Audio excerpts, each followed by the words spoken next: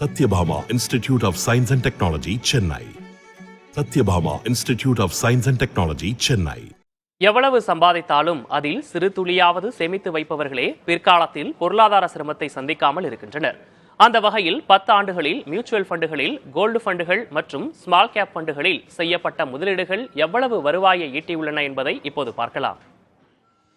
தங்கம் எல்லோருக்குமே பிடித்த ஒரு உலோகம். அது ஆபரணமாக மட்டுமே வாங்கப்பட்டு வந்த நிலையில் இன்று எலக்ட்ரானிக் வடிவில் பல திட்டங்களில் கிடைக்கின்றன. தற்போதைய காலத்தில் ஆபரண தங்கத்தை பாதுகாப்பது சவாலாக இருக்கும் நிலையில் மியூச்சுவல் ஃபண்டுகளில் தங்கத்திற்கான திட்டங்கள், தங்க பத்திரங்கள், கோல்டு ETF என முதலீடு செய்ய முடியும். அதேபோல பங்குச் சந்தைகளில் நேரடியாக முதலீடு செய்ய முடியாதவர்கள் அதன் பலனை பெறும் வகையில் மியூச்சுவல் ஃபண்டுகளில் பல திட்டங்கள் உள்ளன.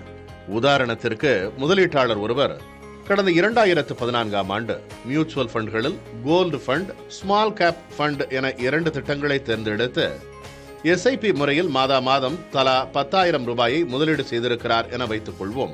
மியூச்சுவல் ஃபண்ட் முதலீடு என்பது நீண்டகால அடிப்படையில் நல்ல வருவாயை கொடுக்கும் என நிபுணர்கள் கூறி வருகின்றனர். அந்த வகையில் 10 ஆண்டுகள் கழித்து அந்த முதலீட்டாளருக்கு இந்த 2 திட்டங்களும் எவ்வளவு வருவாயை ஈட்டி தந்திருக்கின்றன? அதாவது 119 மாதங்களில் ஒவ்வொரு திட்டத்திலும் தலா 11,90,000 ரூபாய் முதலீடு செய்யப்பட்டிருக்கிறது. திட்ட முடிவில் கோல்டு ஃபண்ட் சராசரியாக 10.42 விழுக்காடு, அதாவது 20,32,469 ரூபாயாக பெருகியிருக்கிறது. ஸ்மால் கேப் ஃபண்ட் சராசரியாக 24 விழுக்காடு, அதாவது 41,84,955 ரூபாயாக அதிகரித்திருக்கிறது.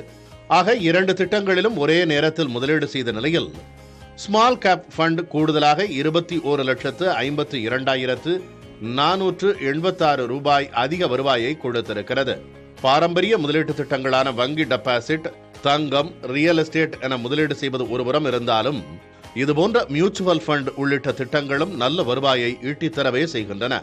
சந்தை அபாயம் இருப்பது உண்மை என்றாலும் நம்மால் எவ்வளவு ரிஸ்க் எடுக்க முடியும் என ஆராய்ந்து முதலீடு செய்யலாம்.